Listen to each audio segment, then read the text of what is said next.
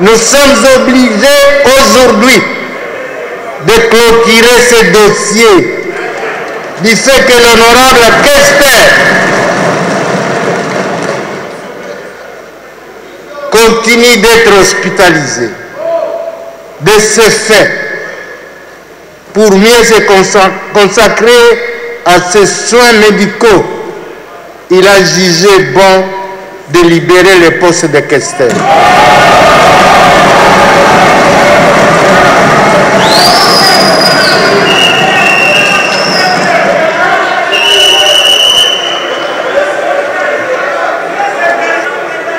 À travers une correspondance adressée au bureau d'âge par l'entremise de son avocat. Toutefois, en tant que député national, l'Assemblée nationale va continuer à prendre en charge les soins nécessaires.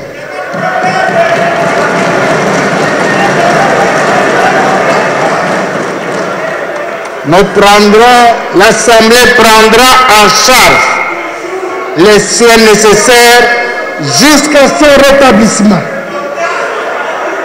Voilà. Nous avons l'honneur de vous informer que nous sommes consultés et constitués conseil par l'honorable Union Vakpa, questeur adjoint de l'Assemblée nationale, qui nous charge de vous saisir au sujet de l'objet bien repris en concerne. En effet, sans qu'il ne soit besoin de vous rappeler, c'est depuis le 9 décembre 2020 que notre client était admis aux soins intensifs à la formation médicale Ngaliema Medical Center pour une affection médicale AVC. Depuis, son état sanitaire ne s'est pas amélioré jusqu'à être évacué au Kenya où il se trouve présentement. Chers collègues, je voudrais préciser que les collègues, son état de santé ne s'est pas encore amélioré. Bien que l'État congolais est laïque, je prie, nous tous en fait, de prier pour lui et pour sa famille, afin qu'il retrouve la santé. Merci.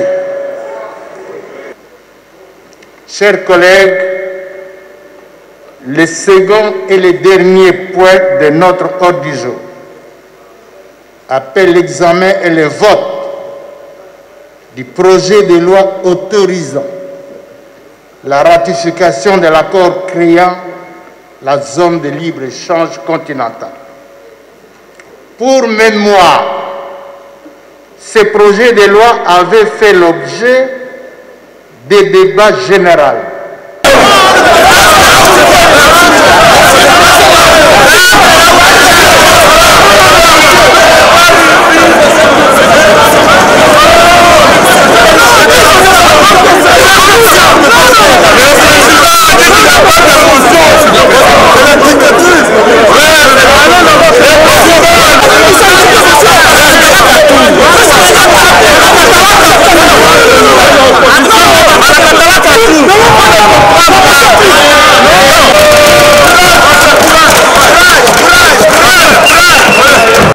Mais moi je ne dis rien d'autre que ce que les dossiers disent.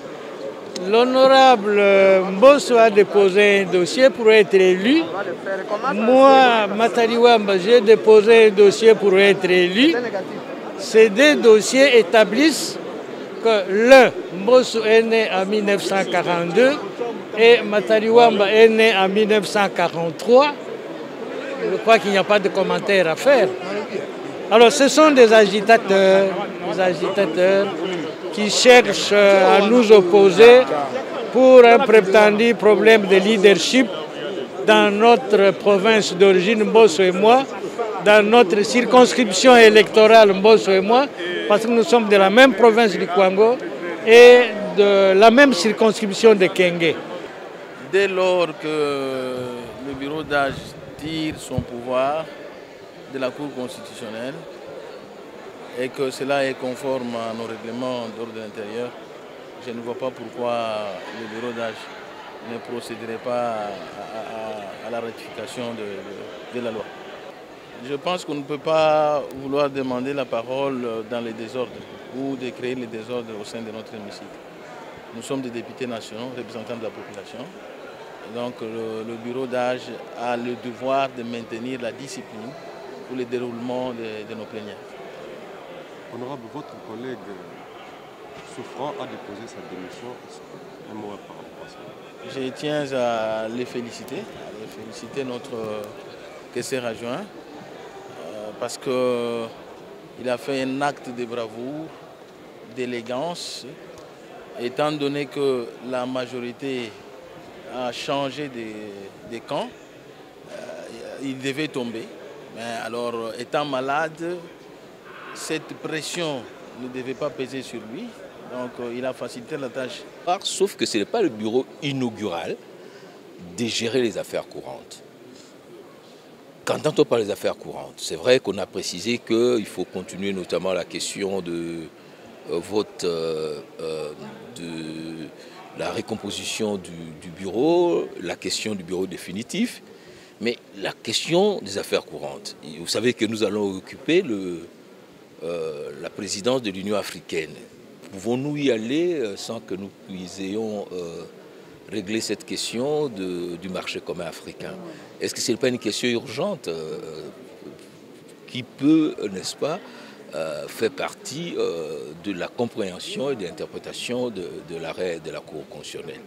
Donc je crois que nous devons faire aussi preuve de pragmatisme et ne pas toujours rester dans un juridisme sclérosé. Ce qui est important aujourd'hui, c'est que le pays est en grande difficulté. Il y a une situation très grave à l'Est. Il y a la question de la lutte contre la Covid. Et il y a aussi cette question de la stabilisation rapide des institutions. Je crois que nous devons tous avoir une vue positive, progressive et surtout un fond de nationalisme et de patriotisme.